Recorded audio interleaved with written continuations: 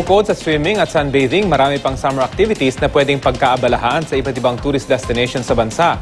Tulad na lang ng exciting na bike zip sa Chocolate Hills Adventure Park sa Bohol at ang pagsiselfie sa Boracay kung saan ang mga litrato pwedeng ibida sa mga selyo. Balitang hatid ni Athena Imperial. Selfie dito, selfie doon. Siyempre, patok na patok yan pag nasa Boracay ka, lalo na ngayong tag-init. At ngayon, yung mga selfie nyo sa beach, pwede nang mailagay sa mga selyo o stamp.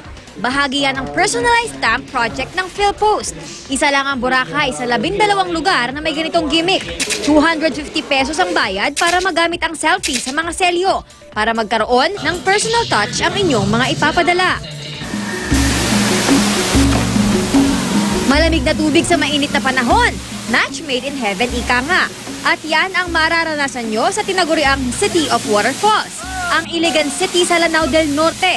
Bukod sa pamosong Maria Cristina Falls, mabibighani rin kayo sa Didiongan Falls sa Barangay Digkilaan. 1 kilometrong trekking ang bubunuin papunta sa falls. Pero pagdating sa talon, sulit naman sa malinaw na tubig at napakagandang view. May bonus ka pa, libre kasi maligo rito. Kung ayaw nyo namang maglakad ng malayo, pwede ring puntahan ang Mimbalot Falls. Isang sakay lang ito mula sa syudad at 25 pesos lang ang entrance fee.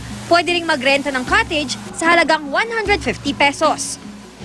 Kung adventure naman ang hanap nyo, mag-nature tripping sa Chocolate Hills Adventure Park sa Carmen, Bohol. Sa 60 pesos na entrance fee, makakapag-sightseeing na kasama ang inyong pamilya o barkada. Sari-saring mga halaman at bulaklak ang makikita rito. Nakamamangha rin ang Serpentarium, kung saan bida ang Oriental Whip Snake na galing pa sa ibang bansa. May bike zip din na 400 pesos lang. At para sa mga mahihilig sa swimming, punta lang sa Batuan, Bohol at maligo sa Macapicor River. Athena Imperial, GMA News.